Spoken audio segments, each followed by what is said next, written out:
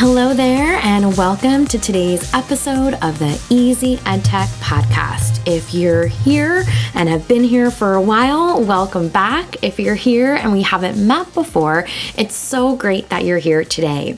My name is Monica Burns. I'm a former New York City public school teacher, and I've been out of the classroom for a few years now, leading professional development for educators and writing about all things EdTech on my blog, ClassTechTips.com. Now, regular listeners of the Easy EdTech podcast may be used to joining me on Tuesdays for new episodes, but today I've got something special for you. It's a bonus episode in partnership with Lightspeed, and it's one of several bonus episodes you'll hear this fall. We're going to do these on Fridays this fall. In the past, we've done bonus episodes on Sundays, so I'm excited to make the shift and get you these bonus episodes a little bit earlier in the week. Now, before we get into today's episode, a reminder, if you've been here before, you know that you can head to classtechtips.com/podcast to get all of the show notes from today's episode, including the resources, the links, all the things we talk about. The link is also in your podcast player. So if you tap on the description to today's episode, you'll see it there too. This episode is sponsored by Lightspeed.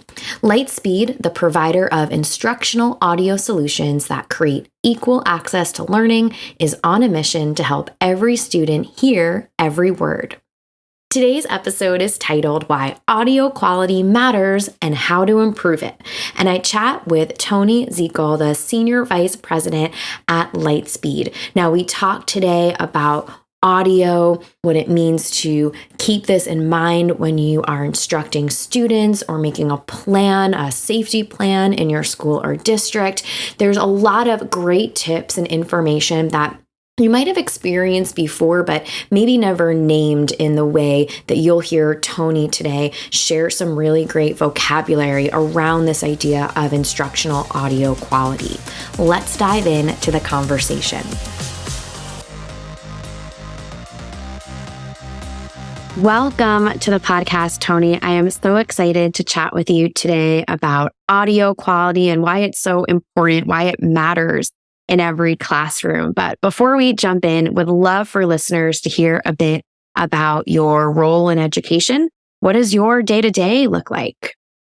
Absolutely. My name is Tony Zeikle. I'm the Senior Vice President of Revenue for Lightspeed Technologies. I've had the privilege of working in a number of capacities within Lightspeed for the last 13 years, and I've had the privilege of being able to work with school districts across the country and going into hundreds, if not thousands, of classrooms over the years, and being able to interact with teachers as they use our technology and a lot of different technologies in the classroom. In terms of my day-to-day, it just depends on the day and kind of the course of the school year. Today, I'm in Phoenix, Arizona at a superintendent conference. I had the opportunity this morning to be able to sit down and talk to about 30 or 40 superintendents about both our technology as well as the challenges that they're facing across their school districts. In terms of my normal day-to-day, when I'm not at a conference, I'm spending a lot of time working with our 19 account reps across the country as they're serving school districts, regardless of where they live. And sometimes that means interacting with them virtually, and many times also traveling there and working directly alongside them. I have the privilege of being able to do that, and it makes my day-to-day varied, which is very enjoyable. Yeah, I bet. And I know I also travel around a bit and spend time in different schools and districts. And of course, when I'm in a classroom, I was just at a conference where the presentations we did were in someone else's classroom, right? I'm always looking around, right? What do they have here? What's their technology set up? I was even snapping a picture of a picture book I wanted to get for someone that I spied in the corner of someone's classroom. And as we think about the classroom experience for students, today we're talking about the importance of quality audio experiences for students. How does classroom acoustics impact a student's ability to hear, to comprehend instruction, to really have their best day? Absolutely. And when we think about just hearing and the teaching and learning environment, we put a lot of great technologies into the classroom. We do a lot of visual technologies. We have a lot of interactive technologies, one-to-one devices for students. And all of those things are really powerful and good. But if hearing, and it's true that hearing is the primary channel by which students learn, isn't it important that we put technology into the classroom to support that primary channel of learning? And the challenges that are faced in the classroom really tied to three different things. One is audibility, or the loudness of the teacher's voice or the student's voice as they're sharing among their peers.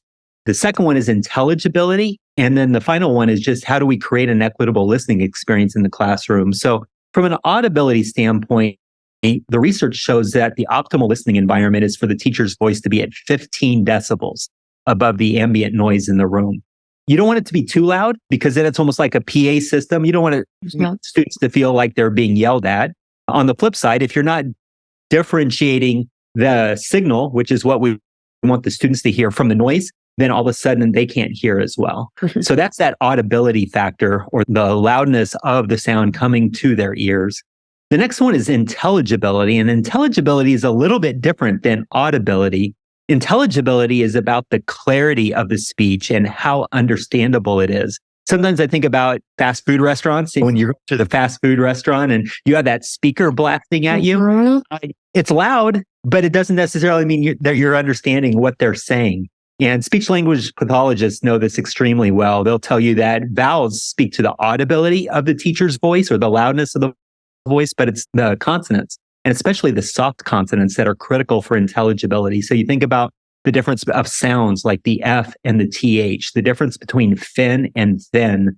Those kinds of sounds are critical for intelligibility, and especially in a classroom. And the research shows, especially even for students kindergarten through third grade, they need to hear over 90% of the words spoken in the classroom in order to understand that overall idea. And as I work with teachers across the country, I'm often reminding them, and they know this is true, but students are learning new words from them every day, whether they're defining it or not, because the words that they're using in an educational setting are different than what they're hearing on TV or in technology at home, or in what normal conversation is happening in their home life. So it's really important for those students to be able to hear all of those consonants and even those soft consonants for intelligibility and understandability of speech. This idea really hit home for me at a conference I was at this summer. Had a privilege of going to a conference where there was a world-renowned teaching and learning expert that was sharing with a lot of district administrators. And all the administrators were eager to hear this person speak. But immediately, once he started speaking, there was a challenge. One was the audibility piece. He wasn't quite loud enough. In fact, I have a decibel meter on my phone, so I was actually able to measure it. Yeah. And he was 8 decibels above the ambient noise in the room. So he wasn't up to that 15 decibel range. The second challenge was that he was from Australia and he had a strong accent, which was different for us to be able to hear. And it made it harder to be able to understand him. So that intelligibility piece was there as well. And I realized as adults, we need to hear about 50% of the words being spoken in order to piece together the words we're not hearing from the words that we are hearing. And for him, I realized I was only really understanding or hearing about every third word. So what happened was the superintendents who were really eager to be able to hear what was being said started disengaging because it was too hard to understand what was being said, even though they really wanted to. And I thought about, I wonder how often this is happening in their classrooms. Well, where students actually want to learn, but they're having to work too hard to understand what's being said. And as I mentioned, with students, it's even more important because they need to hear a high word count to be able to understand the context of what's being said. Gosh, that's such a great point and such a good example. I think of the moments as an adult where I'm very motivated to hear, whether it's the announcement at the airport or the fast food person I might be talking and ordering with, or I was at a wedding a few weeks ago where it was really hard to hear the speeches, right? With all the noise going on in the backgrounds. For a student who might be at that same level of motivation as we all are listening in, or might not quite be, right, as motivated, this could definitely be something that impacts their ability to hear and comprehend and just learn new things. Are there specific acoustic problems that tend to arise in classrooms, and is there a way to mitigate them? The most common one is ambient noise, and that can be ambient noise from an HVAC system. It could be ambient noise from other technology. It could be ambient noise from students that are outside of the classroom, as well as even the noises that are going on in the classroom when you have 20, 25 bodies that are just in a space. All of those are competing for the voice of the teacher and the signal that we want those students to hear. What we do is put a microphone on a teacher, and our goal is not for the teacher to be a PA system blasting its students, but our goal is really to get to that 15 decibels above the ambient noise in the room. Even in an empty classroom, a lot of times when I'll go in and measure the acoustics and this sound level. Even in an empty classroom, oftentimes you're getting in between 40 and 50 decibels of sound. I often tell people, if you get below 35 decibels, that's when you notice how quiet it is. It might be like at your house at night when the air conditioning or the heat isn't running, or if you're in the middle of a forest where it's particularly quiet. That's when you notice how quiet it is. So we're always living with ambient noise. But once that ambient noise gets above 45, 50, and sometimes I've been in classrooms before where the HVAC system, or they'll have a wall heating unit that literally will put out about 70, as high as 70 decibels of sound. I was in a classroom one time in the St. Louis area where they could not even hear the PA system. So the students couldn't do the Pledge of Allegiance with the rest of the school because they could not even hear, because that ambient noise was so high. So those are some of the challenges that you hear and that we see as we go into so many classrooms across the country and are trying to work through those things. So that's really our goal, is to be able to make sure the signal, whether it's the student's voice or the teacher's voice, that we're amplifying that so that they can clearly be heard in that instructional setting.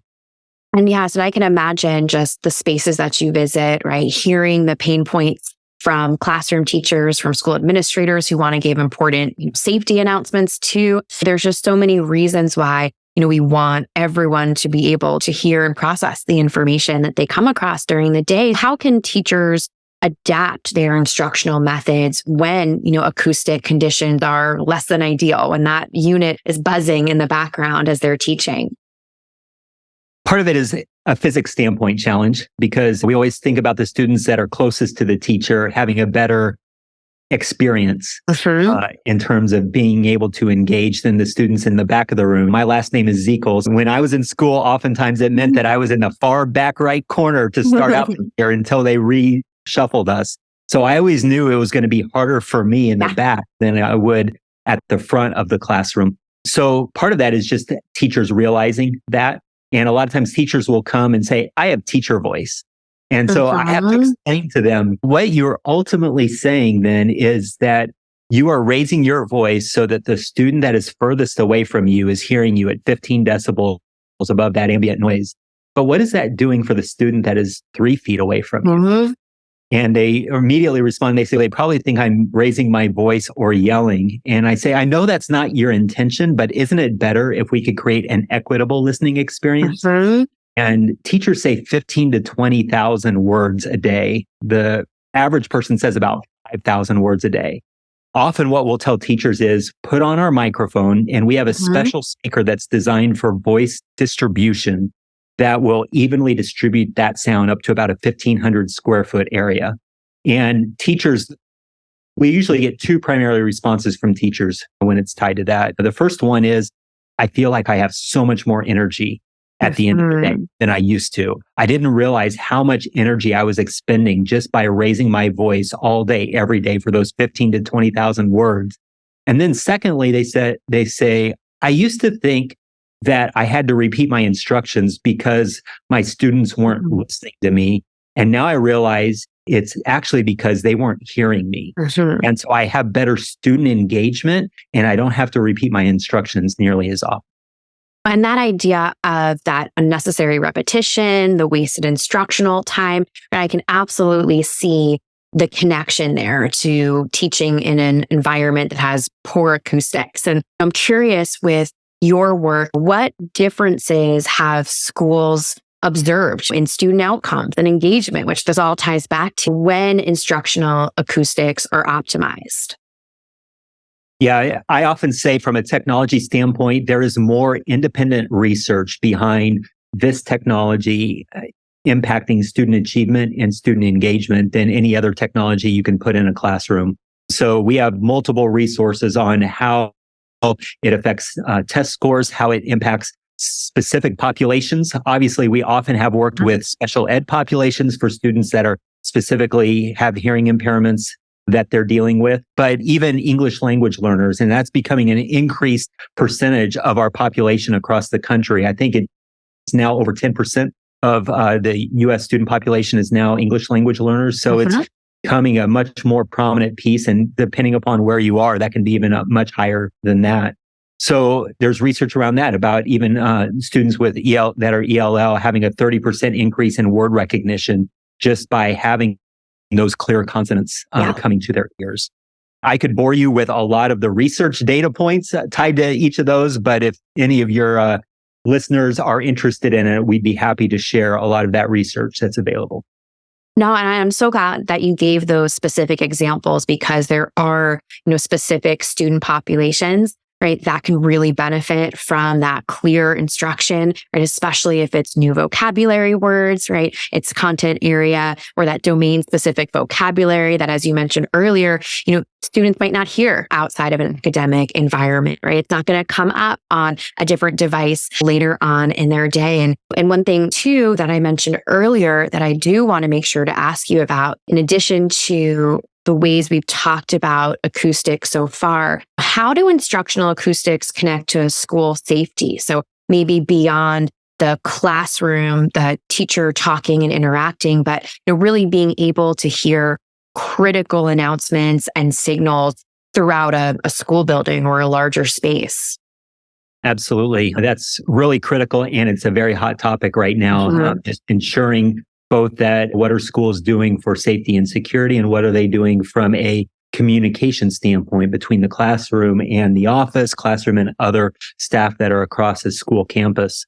So one thing that we've realized is there's a lot of value in the fact that a teacher has a microphone that's just around their neck and having just the proximity of that. So we have the ability to integrate with paging and intercom solutions that are within a school so that it can provide a silent alert notification so that if there's trouble or an issue within the classroom, the office can immediately be notified just with a very subtle push of the button from the microphone in that case. Another thing that we can do is immediately mute the instruction that's going on in that classroom, whether that be the computer audio that may be coming through for the students to hear or the teacher's voice or a student microphone that may be, we can mute all of that so that the priority is for that page that's coming through.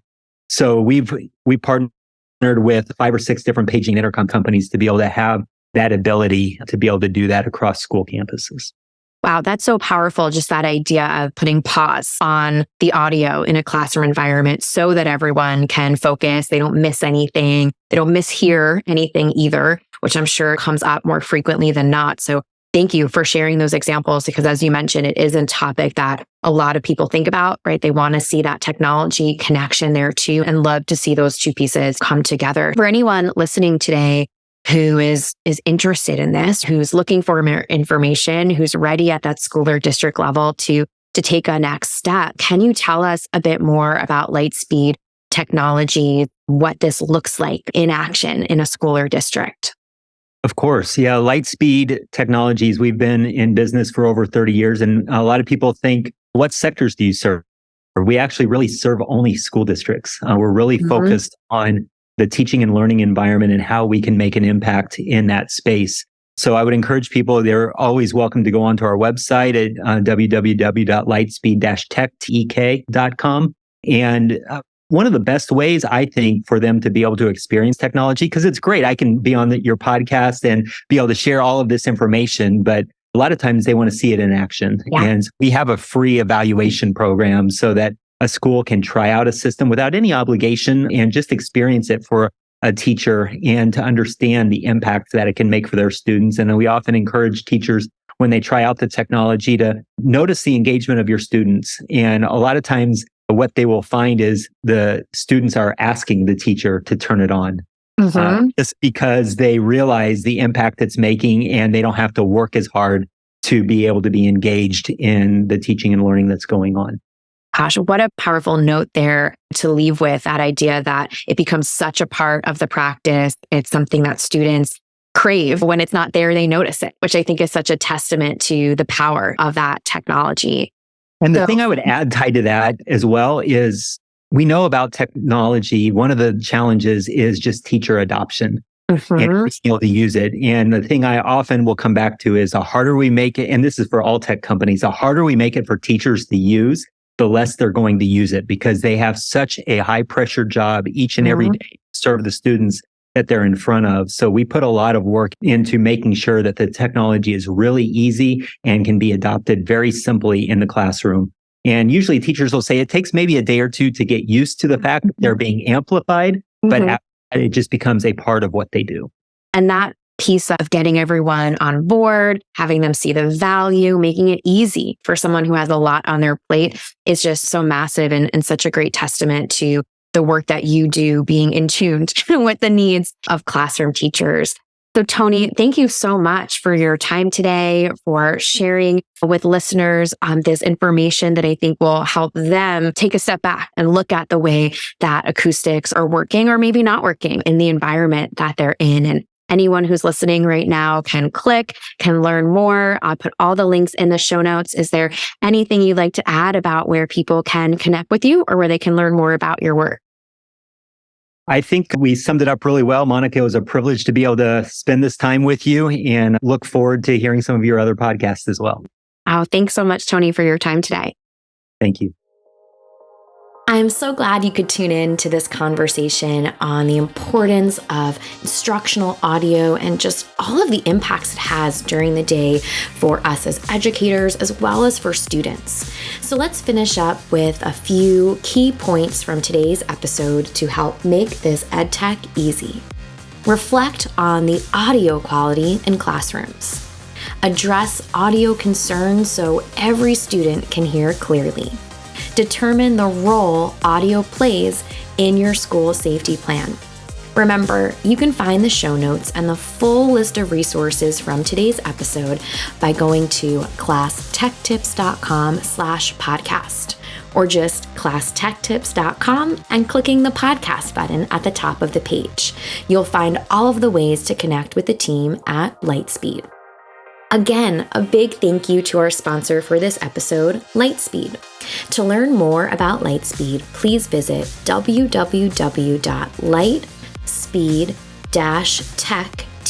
www.lightspeed-tech.com. If you're listening to this bonus episode on Apple Podcasts or Spotify or Overcast, Google Podcasts, another favorite app, you name it, whatever the app might be, don't forget to hit the follow button. When you follow along with the podcast, each new episode will download for you automatically so you don't miss a thing. And if you're pressing play on your web browser, maybe you're listening to this straight from classtechtips.com, just know that you can head to any mobile podcast app like a Spotify or Apple Podcast, search for Easy EdTech Podcast, and find this and lots of other episodes for you to explore.